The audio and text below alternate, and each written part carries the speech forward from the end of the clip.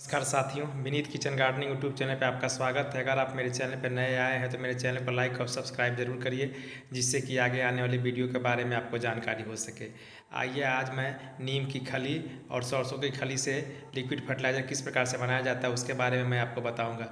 यह फर्टिलाइज़र बहुत ही अच्छा आपके पौधे में काम करेगा, पौधे की जड़ में कोई फंगस नहीं लगेगा और पौधे का विकास भी बहुत तेज़ी से करेगा। देखिए, एक गमले में मैंने सरसों की खली ले रखी है, जो कि बहुत अच्छा NPK का स्रोत होता है और पौधा बहुत अच्छी प्रकार से आपका ग्रो करेगा।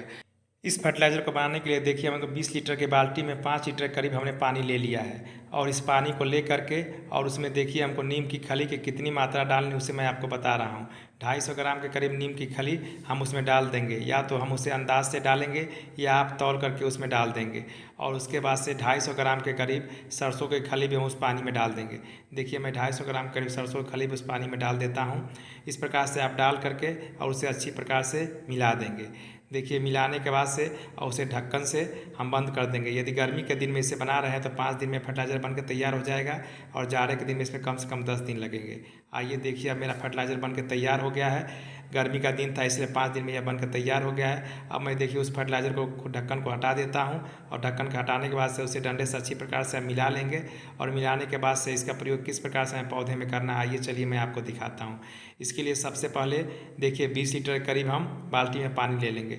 यदि 20 लीटर करीब आप पानी लेंगे तो उसमें 2 लीटर करीब यह जो फर्टिलाइज़र बना हुआ है सरसों की खली और नीम की खली का, उसका उपयोग आपको अपने पानी में करना पड़ेगा। देखिए, अब मैं अपने सरसों की खली का जो फर्टिलाइज़र बना हुआ है और नीम की खली का, उस फर्टिलाइज़र का 2 लीटर की मात्रा मैं इस 20 लीटर वाले बाल्टी में डाल दे रहा हूँ। यदि आप 10 लीटर के करीब पानी लेते हैं तो उसमें 1 लीटर के करीब यह फर्टिलाइज़र को डालिएगा और डालने के बाद से उसे अच्छी प्रकार से मिला लीजिएगा और मिलाने के बाद से इसका पौधे में प्रयोग करिएगा।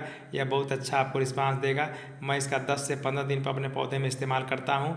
यह लिक्विड फर्टिलाइज़र बन जाता है। इसका सॉलिड फर्टिलाइज़र भी आप कभी कभी पौधे में डालते हैं, जैसे नीम की खली है उसका सॉलिड रूप में भी आप पौधों में डालते हैं, मगर सरसों की खली को कभी भी आप सॉलिड रूप में पौधे में न डालिए, उसका उपयोग हमेशा लिक्विड के रूप में करिए। आइए देखिए, मैं अपने पौधे के पास आपको लेके चलता हूँ और किस प्रकार से मैं अपने पौधे को दे रहा हूँ उसे मैं आपको दिखा रहा हूँ।